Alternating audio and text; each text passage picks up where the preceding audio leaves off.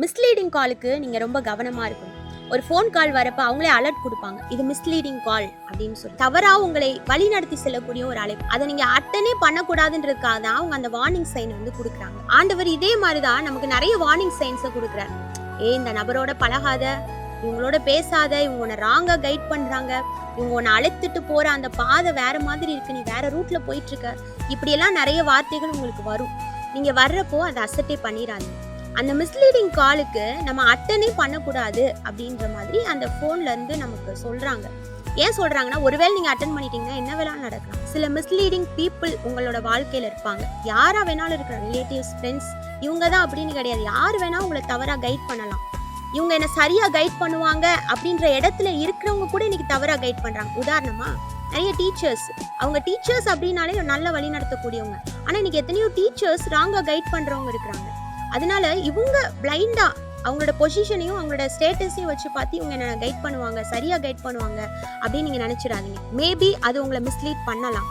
அதனால இந்த தவறான ஆலோசனைகள், தவறான விஷயங்கள், தவறா உங்களை ஒரு இடத்துக்கு வழி நடத்திட்டு போறாங்க அப்படின்னா நீங்க அதுல ரொம்ப கேர்ஃபுல்லா இருங்க. முதலாவது, அப்படிப்பட்ட அழைப்புகளை நீங்க துண்டித்து விடுவது ரொம்ப நல்லது. அதை அட்டன் பண்ணாம இருக்கணும். அந்த நபர்கள்ட்ட நீங்க பேச்சுக்கு இடம் கொடுக்காமல் இருப்பது ரொம்ப ரொம்ப நலமான விஷயம். ரெண்டாவது, ஒருவேளை அவங்க கூட நீங்க கொஞ்சம் தூரம் டிராவல் பண்ணிட்டீங்க அப்படின்னா யூ டர்ன் பண்ணி ரிட்டர்ன் நீங்க வந்து எந்த இடத்துல நீங்க ஸ்டார்ட் பண்ணீங்களோ அந்த இடத்துக்கு வந்துடுங்க. அது இன்னும் பெஸ்டான விஷயம்.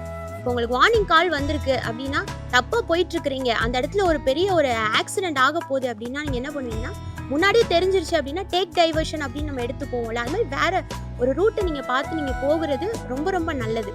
அப்படி இல்லை, அவங்களோடய நான் டிராவல் பண்ணி அந்த டெஸ்டினேஷன், அந்த முடிவை நான் ரீச் பண்ணுவேன் அப்படின்னா அது என்ன முடிவா இருக்கும் அப்படின்னா அது சமாதானமா இருக்காது அப்படின்றது மட்டும் நிச்சயம். அவங்க தவறான நபரா இருந்தாங்கன்னா நிச்சயமாக அவங்க உங்களை கொண்டு போகிற அந்த முடிவு தவறான முடிவா தான் இருக்கும். அதற்கு முன்னாடி நீங்க எச்சரிக்கையா இருங்க. நீதிமொழிகள் 19வது அதிகாரம் 21வது வசனம் சொல்லுது, மனுஷனுடைய இருதயத்தின் எண்ணங்கள் அநேகம், ஆனாலும் கர்த்தருடைய யோசனையே நிலைநிற்கும். தேவனோட யோசனை தான், அவர் நமக்கு கொடுக்கிற அந்த ஆலோசனை, கவுன்சிலிங் தான் என்னைக்குமே நிலைநிற்கும். அவர் சமூகத்திலிருந்து புறப்பட்டு வருகிற அந்த ஆலோசனைக்கு நீங்க நோ சொல்லாம பிளைண்டா நீங்க அதை ஃபாலோ பண்ணுங்க, தப்பு கிடையாது. ஆனா தவறான அழைப்புகளுக்கும் தவறான பாதைக்கும் நீங்க போய் அதுல மாட்டிக்கொள்ளாதீங்க அப்படின்றது இன்னைக்கு ஆண்டவர் இது ஒரு வார்னிங் மெசேஜா கூட உங்களோட பேசலாம். ஒருவேளை அப்படிப்பட்ட வழியில நீங்க டிராவல் பண்ணிட்டு இருக்கீங்கன்னா ஜஸ்ட் திரும்பி பார்த்து நீங்க வந்த பாதையில வந்து நீங்க நிக்கிறது ரொம்ப நல்லது. God bless you. உங்ககிட்ட ஒரு கேள்வி கேட்கலான்னு ஆசைப்படுறேன். தேவனோட ராஜ்யம்னா என்னதுன்னு நினைக்கிறீங்க? தேவனோட ராஜ்யம் புசிப்பும் குடிப்பும் அல்ல, அது நீதியும் சமாதானமும் பரிசுத்த ஆவியினால் உண்டாகிற சந்தோஷமுமா இருக்குது. இதை ரோமர் 14:17 நீங்க வாசிக்க முடியும். அப்போ தேவனோட ராஜ்யம் அப்படின்றது ஏதோ மாம்சத்திற்குரிய காரியம் இல்லை, அது ஒரு மனுஷனுக்குள்ள இருக்கிற நீதியை வெளிப்படுத்துகிறது. எந்த ஒரு மனுஷன் நீதி செய்கிறவரா இருக்கிறாரோ, எந்த ஒரு மனுஷன் சமாதானத்தை அவரும் உடையவராக இருந்து மற்றவர்களுக்கும் கொடுக்கிறாரோ, அந்த மனுஷனுக்குள்ள தேவனோட ராஜ்யம் குடியிருக்கும். அந்த மனுஷன் இருக்கிற குடும்பத்துல தேவனோட ராஜ்யம் இருக்கும். அந்த மனுஷன் இருக்கிற திருச்சபையில தேவனோட ராஜ்யம் வெளிப்படும். இப்ப தேவனோட ராஜ்யம்ன்றது வேற எங்கேயும் இல்லை, அது உங்களுக்குள்ளதான் இருக்கு. நீங்க நீதி செய்கிறவரா இருந்தீங்கன்னா, பரிசுத்த ஆவியானவர் உங்களுக்குள்ள இருந்தாருன்னா, நீங்க சந்தோஷமாக சமாதானமாக அவருடைய நிறைவுல நீங்க எப்பொழுதும் இருந்தீங்கன்னா தேவனோட ராஜ்யத்திற்காக வேற எங்கேயும் ஓடி அலைந்து திரிய அவசியம் கிடையாது.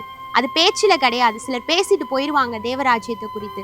அது வெறும் பேசிட்டு போகிற காரியம் இல்ல, அது ஒரு மனிதனுக்குள்ள குடியிருக்க வேண்டிய காரியம். நீதியும் சமாதானமும் சந்தோஷமும் ஒரு மனிதனுக்குள்ள குடியிருக்கணும். இந்த மனிதன் இருக்கிற வீட்டுல நிச்சயமாக தேவனோட ராஜ்யம் வந்து அந்த இடத்துல தங்கி இருக்கும். நீங்க தேவனோட ராஜ்யத்தை விரும்புறீங்க, எனக்குள்ளேயும் தேவனோட ராஜ்யம் வரணும், என் குடும்பத்திலையும் தேவனோட ராஜ்யம் இருக்கணும், என்னோட சபையும் தேவனோட ராஜ்யம் ஆளுகை செய்யணும் அப்படின்னு நீங்க நினைச்சீங்கன்னா நீதியோட இருங்க, நீதி செய்யுங்க, உண்மை உள்ளவங்களா இருங்க, சமாதானத்தோட இருங்க, மற்றவர்களுக்கு சமாதானத்தை முடிந்த அளவு கொடுக்கிறவங்களா இருங்க. பரிசுத்த ஆவியானோட சந்தோஷத்துல அந்த நிறைவுல எப்பொழுதுமே மகிழ்ச்சியா இருங்க. தேவனோட ராஜ்யம் உங்களுக்குள்ளதான் இருக்கு. God bless you.